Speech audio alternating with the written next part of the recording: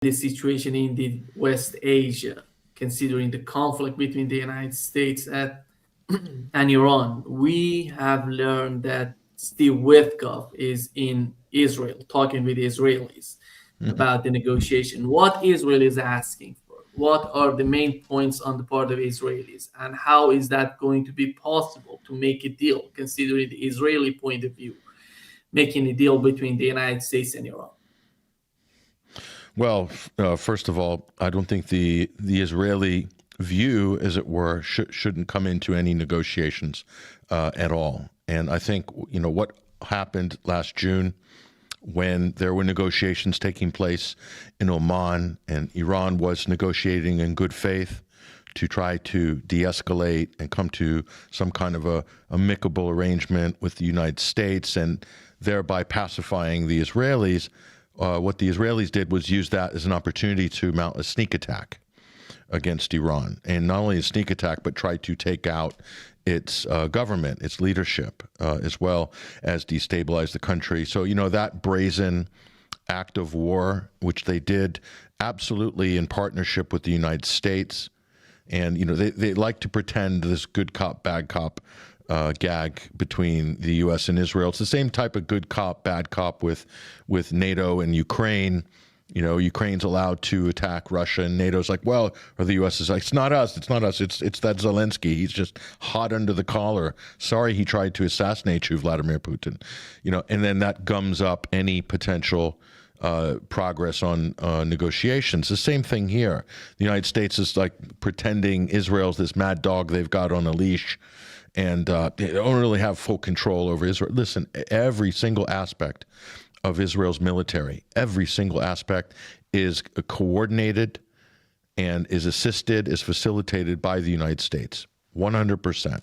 So what I think is, well, first of all, the Iranians know this, obviously. So a lot of this is just theater for public relations, for geopolitics, for Washington's benefit. But, so Steve Wickoff isn't really a diplomat. He is not. He has no official portfolio with the U.S. State Department or with, the White House. He's a special envoy. He wasn't confirmed by the Senate. And if you look at his performance over the last, it's been over 12 months now, take Ukraine and Gaza, for example, just abject failures, total failures, hasn't really resulted in very much. Yeah, they're moving towards some kind of a settlement, maybe, in Ukraine, but it's taken forever, and it's fraught with problems. And in Gaza, it's a total disaster. Wickoff and Kushner, his son, the president's son-in-law, have just basically sold out the Palestinians to make way for some sort of five-star resort, AI-driven planned community for billionaires on the Gaza Strip. To be built over the dead bodies of hundreds of thousands of native Palestinians. So that's what Steve Wickoff's is really all about, is about the opportunities, the economic opportunities, and then doing what's right for Israel. So he's not a U.S. envoy. He is an Israeli asset, Steve Wickoff. He speaks at Israeli lobby functions, black tie dinners during negotiations. He's in there, grandstanding in New York in front of the Israeli lobby, which is so unacceptable if you're involved in anything serious. So, what Israel's already made its demands known to Washington. And now, if the United States wanted to diverge somewhat, in other words, if the U.S., if Donald Trump has certain needs politically, whereby, he has to give a certain perception to the American public on this, to his party, to the Israeli lobby on the domestic front. This can be separate from the military calculations. There are reports that the U.S. and Israel are not 100% coordinated on strategy during this round of military escalation. I don't know. I can't tell you whether I believe that or not.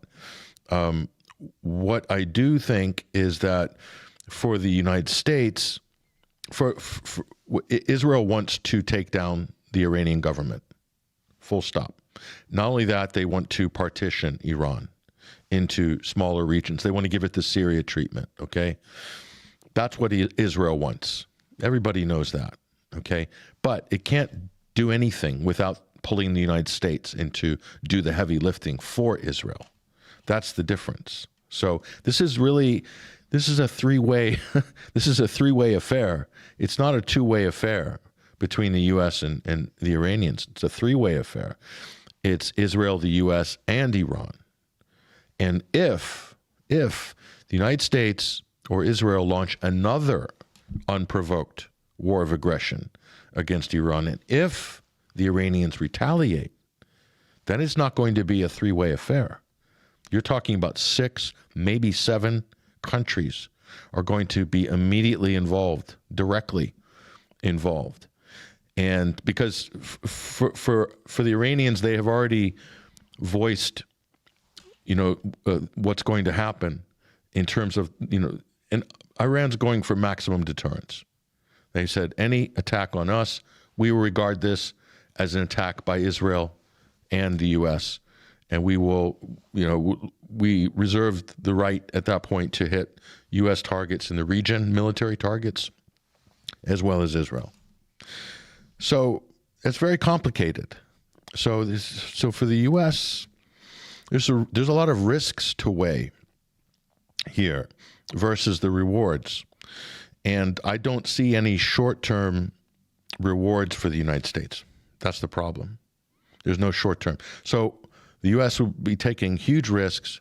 They could be expending massive amount of military force, but not getting anything back, not anything tangible in the short term. That's not generally a good political equation, especially for a transactional president like Donald Trump. So that's one of the reasons why we're seeing this strategic pause.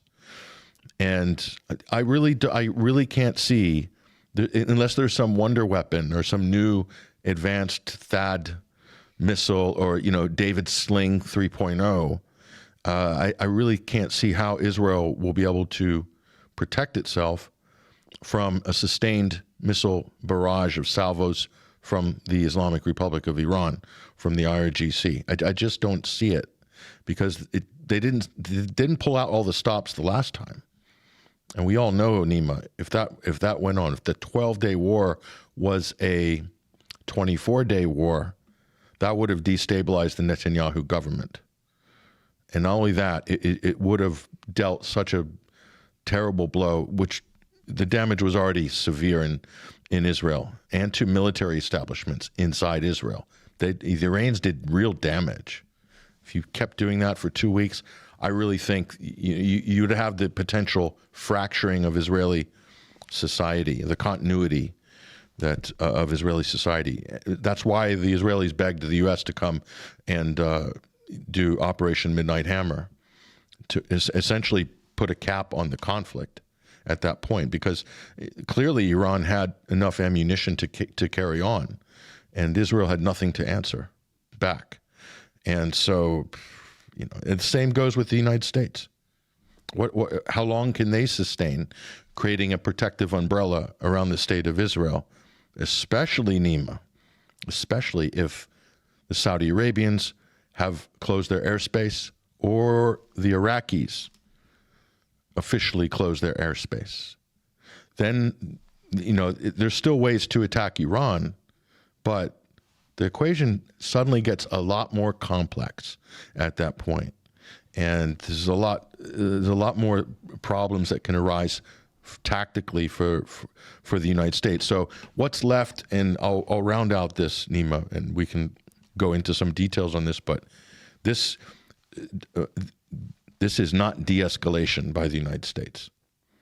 It's not. It's a pause. Israel's clear with what they want. We know that what Washington wants is what Israel wants. There's no difference between them. So I see this as a tactical pause, that the Trump administration is going to try to use this to create tactical leverage somehow. But the question remains, though, to what end?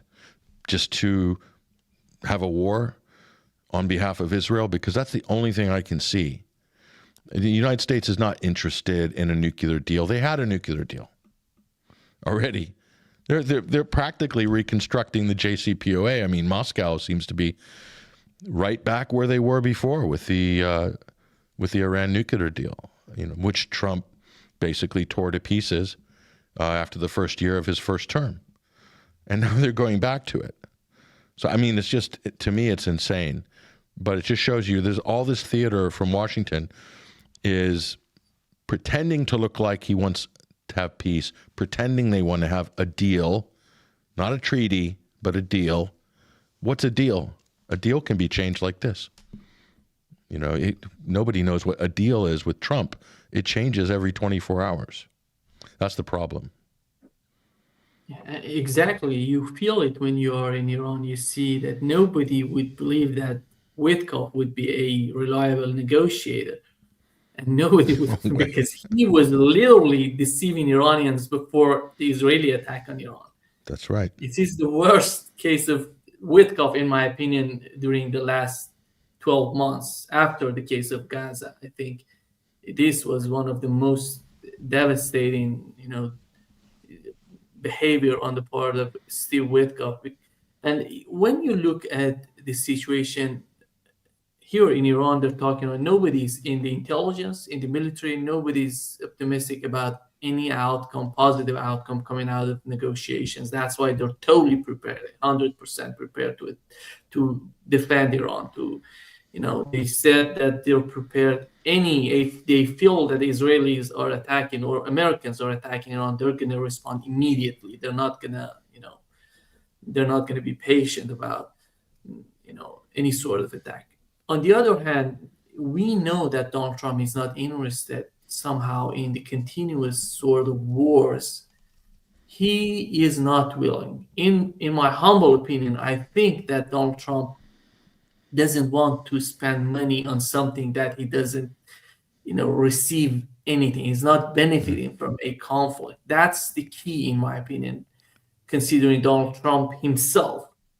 And a war with Iran. We've learned from the mainstream media in the West that they have informed the advisors of Donald Trump.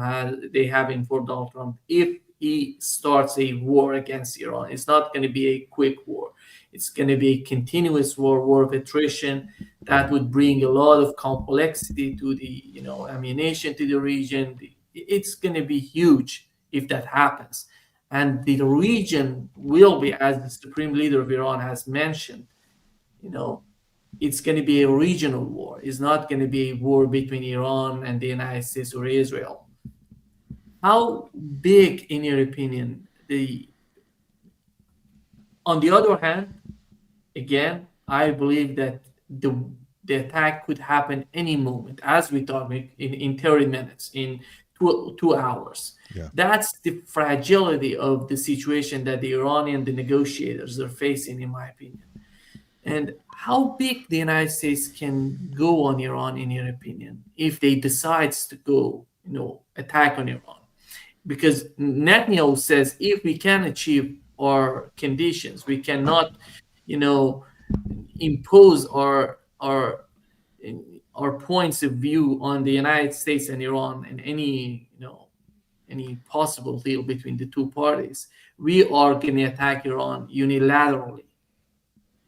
And how do you see the whole case, considering the U.S. and Israel? Well, if Israel attacks Iran unilaterally, it's going to, if it's a conventional attack, it's going to invite a retaliation. If it's more than a conventional attack, we're talking tactical. The fact we're even talking about this is a huge problem, that we're even mentioning tactical nuclear weapons, or we're even mentioning strategic nuclear weapons, full-blown thermonuclear weapons. The fact that this is even coming into the equation, into the conversation, is hugely disturbing. That's what the United States and the great powers are meant to do, is to deter that possibility. Okay, this also winds back to one of the fundamental questions in all of this. Why? 3 weeks ago, Donald Trump says, we need to protect the the fragile democratic green shoots that are sprouting in Tehran, the peaceful protesters. That's why we're amassing an armada off the coast of, off the Persian Gulf, in the Gulf of Oman, is because of to protect democracy. So it's like we're back to Samantha Power, okay? We're back to John Bolton, Samantha Power, and Obama, and neocons. And then 2 weeks later, it's not the democracy anymore. It's the nuclear program. Oh, Iran can't have nukes. Another angry tweet by this petulant president. And I thought you destroyed their nuclear program. I thought that was all done in June, Mr. Trump. Apparently not. And now, a few days later, he's pivoting again. And no, it's the ballistic missiles. It's the ICBMs. It's the ballistic. Can't have missiles. They can't have missiles. What else can't they have? It's the leadership. No. Now it's the leadership. We need to regime change. Need to do a Maduro. You've got to step down, or we're going to kill him, or probably not going to be able to kidnap him. And then what? What's next? So all of these things. Why? So none of it's credible. None of it's credible at all.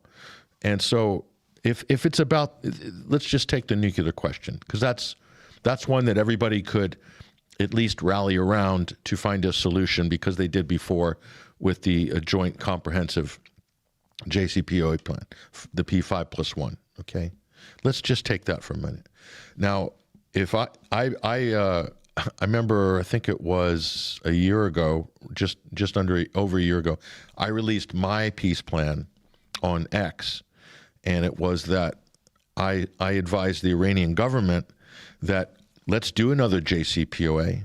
However, because the first one failed, and because we've already been attacked by Israel, that Iran would be very happy to sign on to a new JCPOA with Trump, with Moscow taking enriched uranium with Rosatom.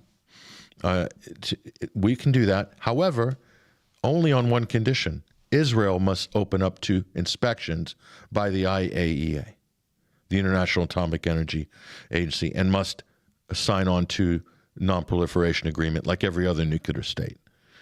Because it's not fair on any level that the U.S. can bomb and attack a sovereign nation based on a nuclear threat of which they have no evidence that Iran has or is pursuing a nuclear weapon.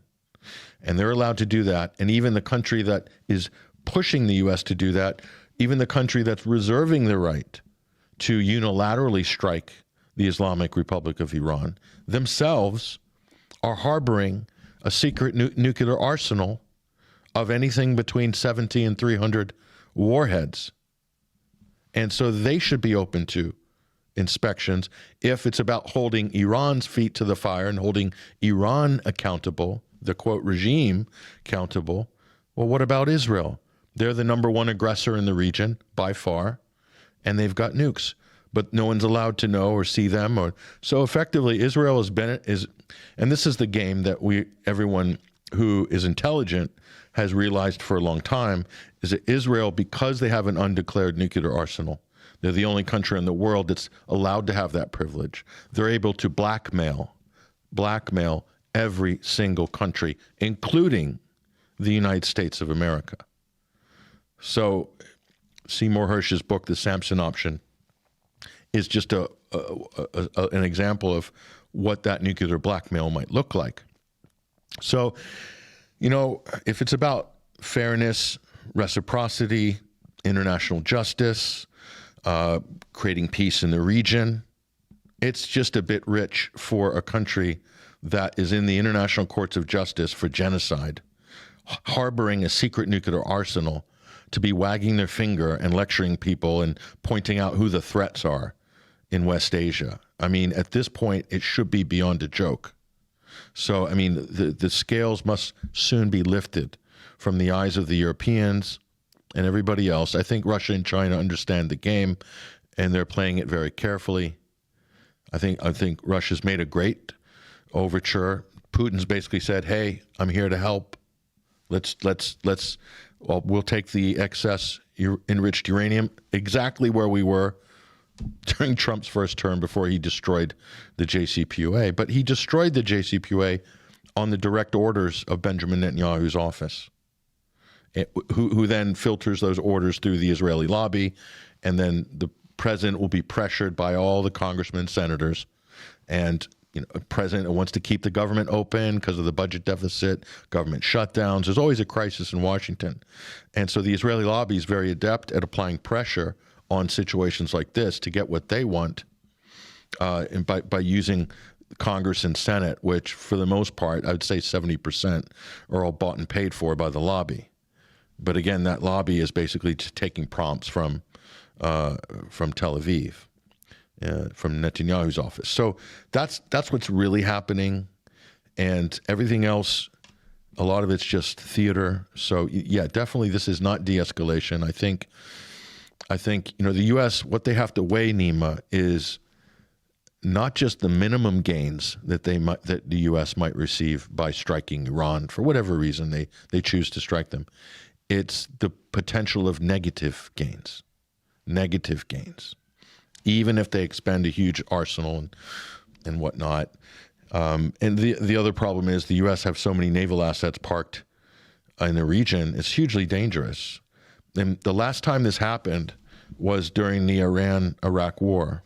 So towards the end, the last year in 87 to 88, you had the tanker wars, which was a total disaster.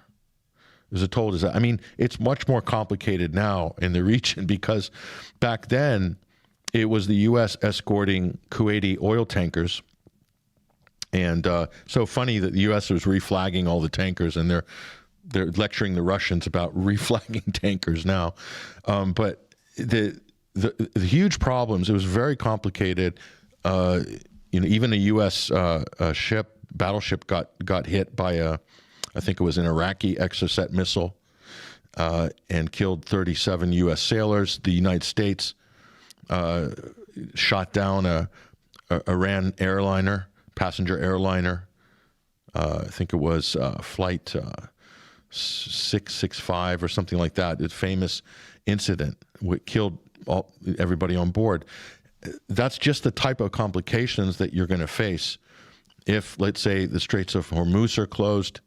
I don't think Iran's going to mine the straits, but it's not out of the question. But the United States would want to either block Iran from sending oil to China or to Asia, or they would want to escort their allies to allow their fuel to exit. I don't think this is going to go well this time because Iran is much better equipped now than it was in 1987. So, anti-ship missiles, it's just not going to happen. So all of these things have to factor into the Americans' minds that they're not going to necessarily have a very good result. And by the way, the images of a U.S. ship that's smoking and sinking, and I mean that brought that conflict to an abrupt end, and it was also really bad optics for Washington at the time. Now imagine if that happens again, and the person who instigated all this was Donald Trump. The political price to pay, he's already cratering in the polls. I mean, Donald Trump's approval rating is sinking so fast. So it's not politically and domestically in the U.S. with the ICE debacle, with his poll numbers cratering, with the midterms coming up in November. I don't think he can afford to start another war, especially when he ran and campaigned under, he was the peace president. He's not going to start wars, no regime change wars. And here he is, not just starting a war, but potentially starting a regional war that could very easily cascade into a global conflagration, very, very easily. And everything's at stake right now. So, I think they thought, Nima, that they could maximize the riots and destabilize Iranian, police and society and government enough than to come in with a certain amount of military force to create more chaos, and then that somehow will embolden some uprising. But it didn't work out. It clearly didn't work out for the Israelis and the Americans, and they had to basically, exfiltrate from that strategy. And I think that was, they really thought that they could do a low cost, low risk regime change operation. Maybe they were feeling a little very confident from Venezuela that they could pull off another one, another blinder, but it didn't happen. So that leaves us with the situation now, which is a big standoff. And again, Nima, we're not just talking about Iran and the U.S. and Israel. We're talking about Iraq. We're talking about Saudi Arabia. We're talking about Bahrain. We're talking about Jordan. We're talking about Turkey. We're talking about the UAE, the Emirates. We're talking about Yemen. There's no way Saudi is going to be fighting a two-front war against Yemen and Iran. It's a disaster, and Saudi knows they're going to lose. They could say goodbye to their oil refineries at that point, and the UAE would also incur a huge price. So that's why the Gulf Arabs are very carefully positioning their statements on this. They do not want to be seen as an enabler to a war of aggression against Iran. And so, this is a very complex, very complicated situation.